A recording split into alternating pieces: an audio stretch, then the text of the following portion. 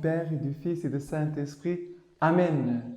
Grande joie d'être là avec vous à nouveau pour ce temps de Lex Divina, ce temps de lecture amoureuse de la parole de Dieu, cette lecture priante de la parole de Dieu. Je suis Père Jean de la communauté Semence du Verbe, ici à Obala, au Cameroun, et c'est une grande joie d'être là avec vous tous. Et j'espère que vous avez déjà votre cahier, votre stylo, votre Bible pour travailler la parole de Dieu. On va tout de suite plonger dans la parole de Dieu. Cette parole qui a la puissance de vie, qui a cette puissance de transformer nos vies. Et nous voulons vraiment, avec un cœur plein de foi et d'humilité, de plonger dans cette parole. Car la parole, c'est Dieu lui-même qui va venir nous visiter et va venir habiter entre nous. Et la première lecture d'aujourd'hui, c'est Ézéchiel chapitre 28, versets 1 à 10. Ézéchiel chapitre 28, versets 1 à 10. La parole du Seigneur me fut adressée en ces termes. Fils d'homme, dis au prince de Tyr, ainsi parle le Seigneur Dieu, parce que ton cœur s'est enorgueilli.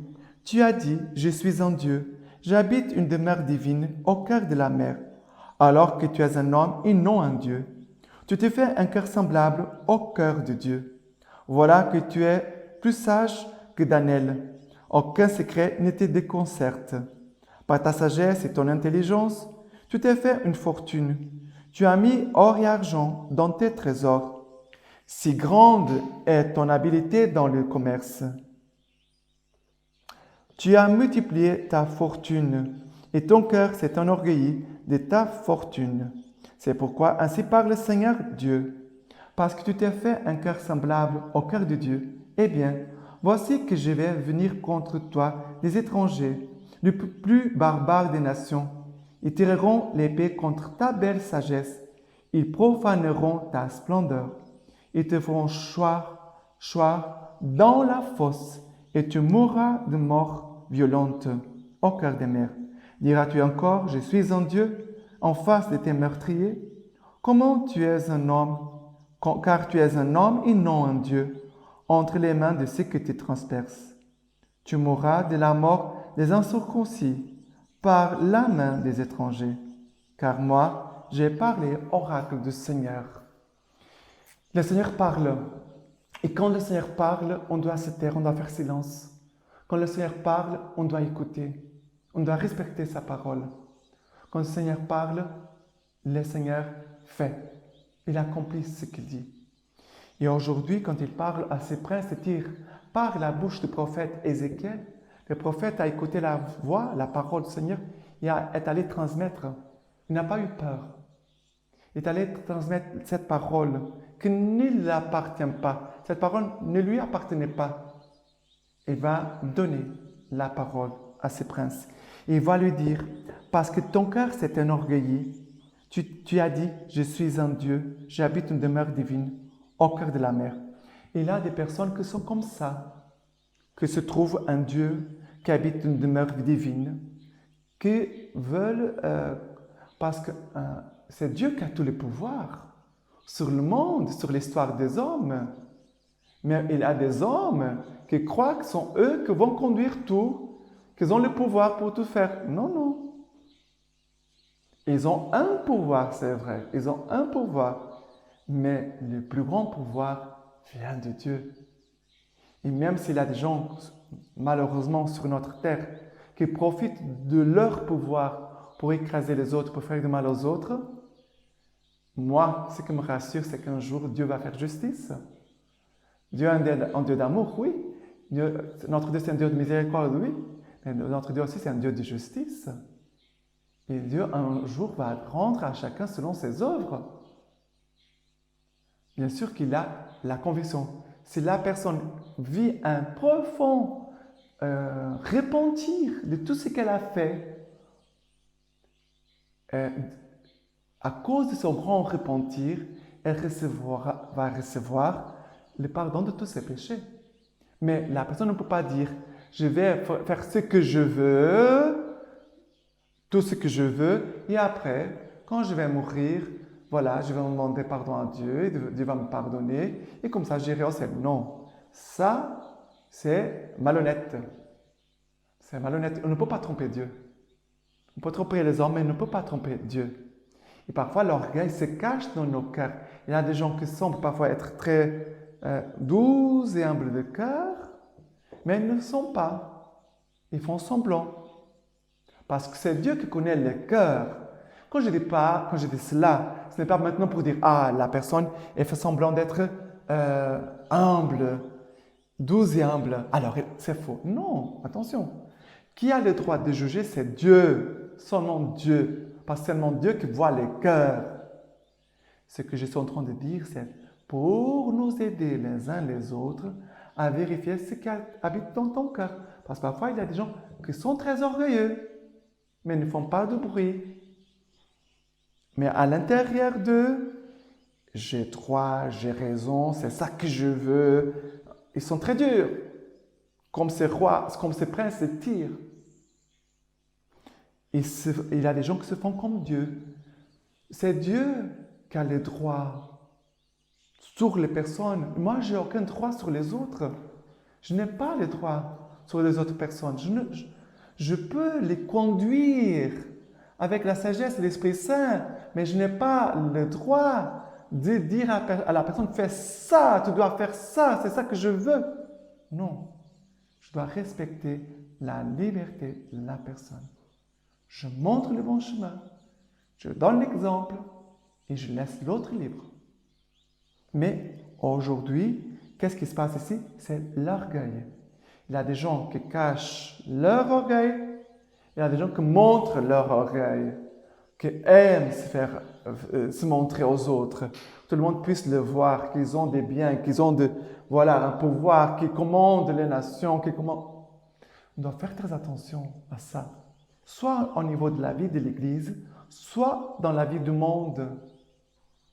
Dieu ne nous a pas appelés pour être ni des orgueilleux, ni des gens arrogants qui croient que maintenant ils ont un pouvoir, ils peuvent tout faire. Ça, on doit regarder Jésus et voir comment Jésus régnait. Jésus, il est roi. Il est fils de Dieu, il est roi. Mais comment Jésus régnait? Comment il a établi son royaume? Comment il a construit son royaume? On doit regarder Jésus. On doit contempler Jésus. Et voilà qu'est-ce que l'orgueil a produit dans la vie de ces princes. Il dit, « Voici que je fais venir contre toi des étrangers, les plus barbares des nations. Ils tireront l'épée contre ta belle sagesse. Ils profaneront ta splendeur. » Voilà, ils vont te transpercer. Tu mourras de la mort des incirconcis par la main des étrangers. Voilà. Qu'est-ce que va produire l'orgueil? Ça. L'orgueil va produire la mort et la destruction. C'est cela que l'orgueil va faire. C'est cela. L'orgueil produit la mort, produit les péchés. Voilà. Le psaume d'aujourd'hui, c'est du livre de Deutéronome, chapitre 32, versets 26-28, du verset 26 au 28, versets 30, 35 à 36. Deutéronome 32. J'ai dit, je les réduirai bien en poussière, j'abolirai leurs souvenirs parmi les hommes, si je ne craignais l'arrogance de l'ennemi, que leur adversaire ne s'y trompe pas, qu'ils ne disent pas, notre main l'emporte, et le Seigneur n'est pour rien, car c'est une nation aux vues courtes, privée de discernement. Comme donc un seul homme en met-il 1000 en fuite, et comment deux en poursuivit-il 10 000, sinon parce que leur rocher les a vendus et que le Seigneur les a livrés? Car il est proche, le jour de leur ruine, leur destin se précipite. Car le Seigneur va faire droit à son peuple, il va prendre en pitié ses serviteurs. Voilà les psaumes d'aujourd'hui qui nous dit que car c'est une nation aux vues courtes, privée de discernement. À cause de quoi? À cause de l'orgueil. L'orgueil empêche le discernement. Le discernement, c'est un don de Dieu, c'est vrai, mais il vient d'un cœur humble. Il a un cœur petit. Et comme ça, il peut recevoir les conseils de Dieu. Il peut recevoir la sagesse de Dieu. Un orgueilleux, il est rempli de lui-même. Il est gonflé de lui-même. Il n'a pas la place pour Dieu. Il n'a pas même la place pour les autres. Et si un orgueilleux va demander conseil à quelqu'un, c'est toujours en vue de son égoïsme. C'est toujours leur orgueil et son égoïsme qui parlent le plus fort. Ils n'ont pas de discernement. Et qui n'a pas de discernement, un jour tombera dans un trou. Parce que le discernement, c'est la claire vision. On voit clair, on voit clair. C'est comme l'amour. L'amour doit être large, long, profond et haut. Et la sagesse de Dieu qui entre dans un cœur humble les fait voir les choses larges, longues, profondes et hautes. C'est pour cela qu'on doit beaucoup demander l'humilité. Dans ma prière, chaque jour, je la demande. Je la demande que le Seigneur puisse me l'accorder. Mais ici, il dit, car le Seigneur va faire droit à son peuple. Il va prendre en pitié ses serviteurs. Le Seigneur fait pitié et il va prendre en pitié ses serviteurs. Pourquoi? Parce que ses serviteurs, c'est le contraire de l'orgueil. Les serviteurs, c'est le contraire de l'égoïsme. C'est le contraire. Voilà que le Seigneur, c'est ce qu'il nous dit. Et par rapport à l'évangile d'aujourd'hui, nous avons l'évangile de Matthieu, chapitre 19, versets 23 à 30. Il dit comme ça, l'évangile d'aujourd'hui. Jésus dit alors à ses disciples, « En vérité, je vous le dis, il sera difficile à un riche d'entrer dans le royaume des cieux. Oui, je vous le répète, il est plus facile à un chameau de passer par un trou d'aiguille qu'un riche d'entrer dans le royaume des cieux. » En entendant cela, les disciples restèrent tout interdits. « Qui donc peut être sauvé ?» disait-il. Fixant son regard, Jésus leur dit, « Pour les hommes, c'est impossible, mais pour Dieu, tout est possible. » Alors, prenant la parole, Pierre lui dit, « Voici que nous n'avons tout laissé et nous t'avons suivi. Quelle sera donc notre part ?» Jésus leur dit, « En vérité, je vous le dis, à vous qui m'avez suivi, dans la régénération, quand le Fils de l'homme siégera sur son trône de gloire, vous siégerez vous aussi sur 12 trônes pour juger les 12 tribus d'Israël. Et quiconque aura laissé maison, frères, sœurs, père, mère, enfants au champ à cause de mon nom recevra bien davantage et on aura en héritage la vie éternelle. Beaucoup des premiers seront des derniers et des derniers seront premiers. » Voilà l'évangile que le Seigneur nous donne aujourd'hui. Et ici, Jésus parle des riches. Voilà. Jésus aujourd'hui parle des obstacles, l'orgueil. Et avec l'orgueil, il y a beaucoup de péchés. L'orgueil, ce n'est pas seulement de vouloir être plus grand que les autres, plus important que les autres, que j'ai raison, je sais. Il y a beaucoup de péchés qui sont attachés à notre orgueil, liés à notre orgueil. Mais maintenant, je n'ai pas le temps de tout parler par rapport au péché d'orgueil. Mais ce serait important de travailler ça. Et il parle de riches, des riches, que je vais dire, il est plus facile à un chameau de passer par un trou d'aiguille qu'un riche d'entrer dans le royaume des cieux. Mais écoutez bien, les riches ici, il faut faire attention. Pourquoi? Parce que moi, je connais des personnes riches qui ont un cœur de pauvres. Et je connais aussi des pauvres qui ont un cœur de riches. Ces pauvres qui ont un bic, quelqu'un lui demande, tu peux me prêter ton bic? Non, non, non, non, non, non, non, non, non, non, non, non, non, non. Ce pauvre, il est riche, hein? Il a un bic. Il a un bic, mais il ne lâche pas son bic. Il ne prête pas son bic. Il est riche. Et Jésus ici ne parle pas de la quantité, d'avoir des maisons, des voitures, des immeubles, des choses comme ça. Non, Jésus parle de ton cœur. C'est à partir de ton cœur que tu entreras dans le royaume des cieux.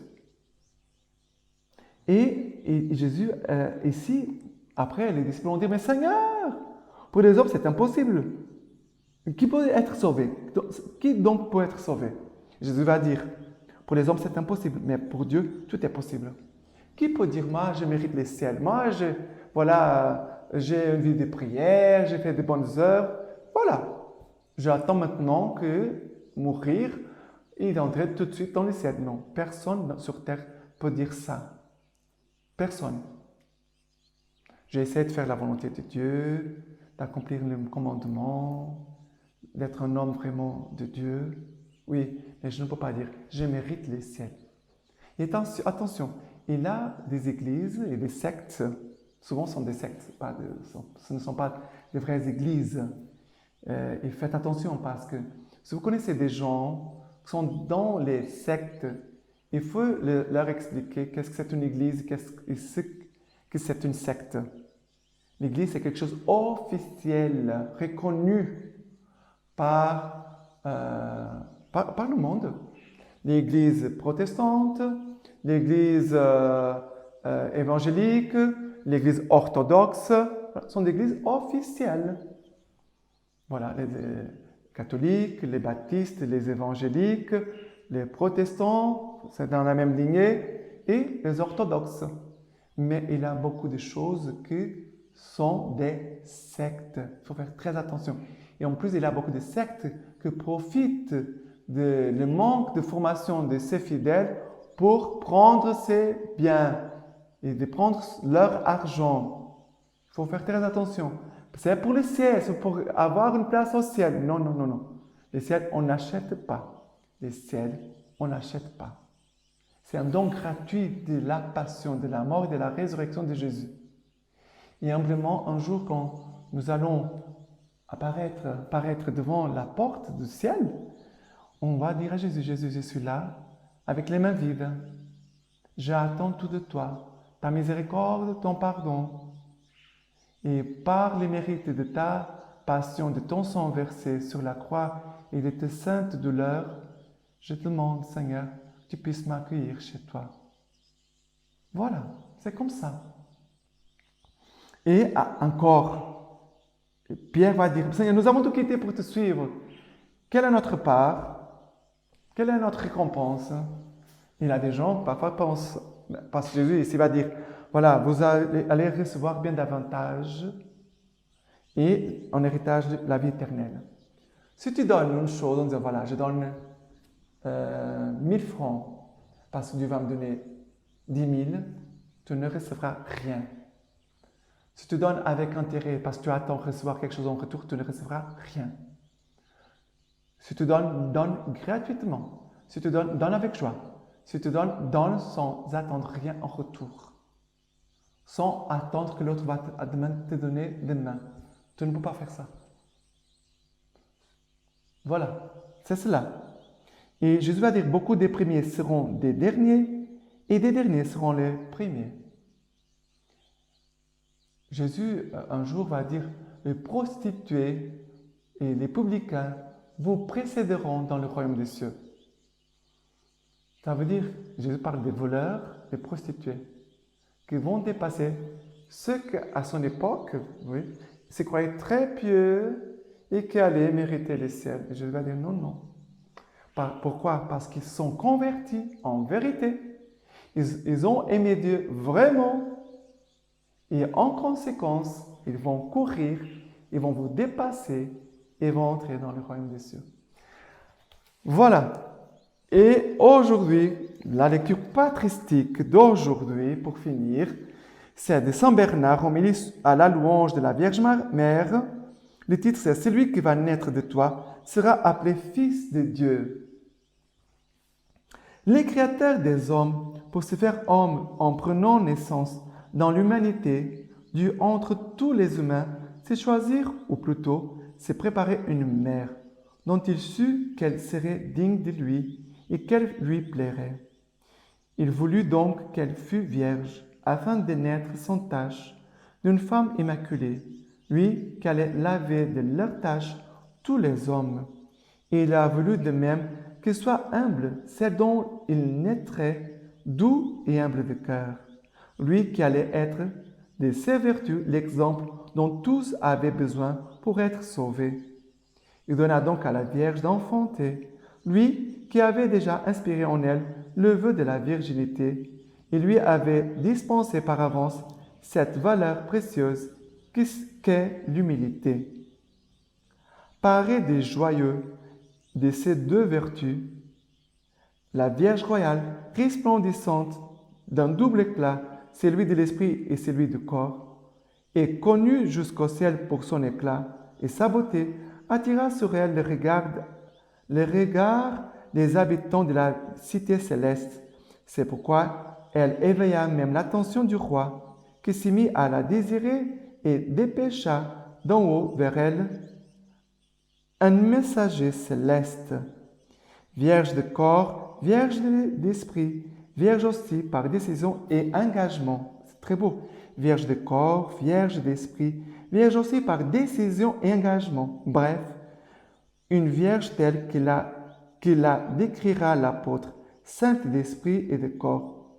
Elle ne fut pas trouvée au dernier moment ni par hasard, mais elle avait été choisie dès l'origine, connue d'avance par le Très-Haut, qui l'avait préparée pour lui. Les anges l'avaient gardée, les patriarches l'avaient annoncée en figure, les prophètes l'avaient promise. Magnifique. Demandons ces grâces d'un cœur humble, pauvre, vierge, pur, comme celui de la Vierge Marie. Que le Seigneur nous donne la force aussi pour combattre notre orgueil. Et n'oubliez pas que si tu demandes l'humilité, certainement le Seigneur va te envoyer beaucoup de situations d'humiliation pour travailler en toi la vertu d'humilité. C'est comme ça dans la vie spirituelle. Les vertus, on les reçoit en travaillant, en faisant des efforts. Et maintenant, je vous laisse la bénédiction du Seigneur. Le Seigneur soit avec vous et avec votre esprit. Que vous bénisse le Dieu Tout-Puissant, le Père, le Fils et le Saint-Esprit. Amen.